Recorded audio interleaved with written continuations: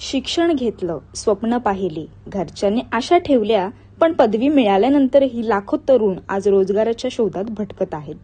काम आहे, पण योग्य मोबदला नाही आणि जगण्याचा संघर्ष दिवसेंदिवस कठीण होत चालला आहे. शिक्षणानंतरही बेरोजगार, संघर्षात अडकलेला तरुण हा आज सर्वत्र भेडसावणारा प्रश्न आहे. उच्च शिक्षण घेतलेले तरुणही नोकरीच्या आशा सोडून छोट्या मोठ्या उद्योगाकडे वळत आहेत.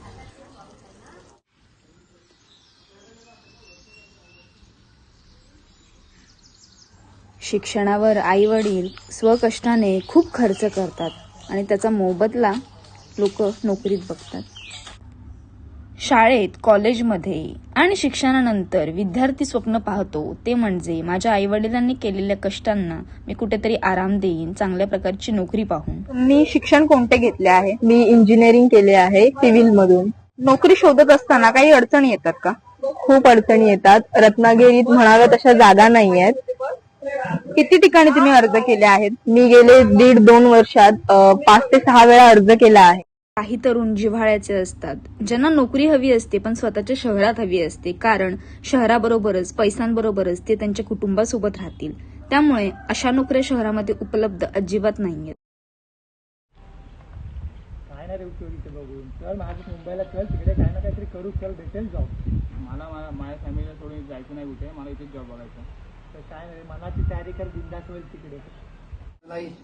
निघतो आता मुंबईला कामाला. काम काय म्हणजे आता इथे होत नाही राहून काय काम आहे, इथे बेरोजगारी सगळीकडेच आहे. मुंबईला जाऊन काहीतरी काम तरी भेटेल. आम्ही बघू ना तुम्हाला, मुंबईला राहून बघीन.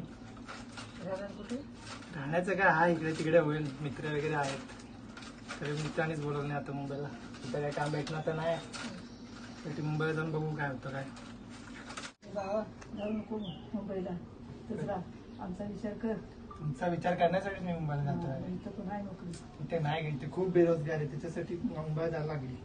आणि आमचा तरुण वाट धरतो शहराकडे, म्हणजेच मुंबई आणि पुण्याकडे. रोजगाराच्या संधी कमी असल्यामुळे त्यांना आपल्या भविष्यासाठी शहराचा आधार घ्यावा लागतो. शेतीवर अवलंबून असलेल्या कुटुंबांना कमी उत्पन्न मिळते. आपल्या गावात स्मार्ट सिटी सारख्या सुविधा आणि रोजगार का नसावेत हा प्रश्न प्रत्येक तरुणाच्या मनात निर्माण होतो. जर गावामध्ये उद्योगधंदे, चांगले शिक्षण, इंटरनेट, आरोग्य सुविधा आणि रोजगाराच्या संधी निर्माण केल्या तर तरुणांना आपले गाव सोडण्याची गरज भासणार नाही. ग्रामीण भागाचा विकास झाला तर शहरावरील ताणही कमी होईल आणि गावामध्ये आर्थिक समृद्धी निर्माण होईल. हे जे आपण दुकानाच्या बाहेर बघत आहोत, कामासाठी मुलगी पाहिजे, कामासाठी मुलगा पाहिजे, इथे 10-12 तास काम केल्यानंतर सुद्धा पगार 3 आणि 4 हजार आहे. मला सांगा, याने कुणाचे आर्थिक चलन चालणार आहे? नक्कीच नाही. समाजाचा दबाव, कुटुंबाचा दबाव या सगळ्या गोष्टींच्या ताणतणावामुळे तरुण नक्कीच आत्महत्येच्या दिशेकडे वळतो आणि प्रश्न पडतो, शिक्षण असून तरी काय उपयोग? किमान 8 तास काम करून किंवा 10 तास काम करून ज्या प्रमाणात पगार पाहिजे त्या प्रमाणात पगार या ठिकाणी आपल्याला पाहायला मिळत नाही. याच कारणामुळे मुलं ही शहराकडे धाव घेताना आपल्याला पाहायला मिळतात. गावातील हजारो तरुण मोठ्या आशेने शहराकडे निघतात, पण शहरातही त्यांची वाट पाहत असतो तो संघर्ष. कमी पगार, महागाई, असुरक्षितता, नोकरी, 8-10 तास कष्ट करूनही अनेक तरुणांना कमी पगार मिळतो.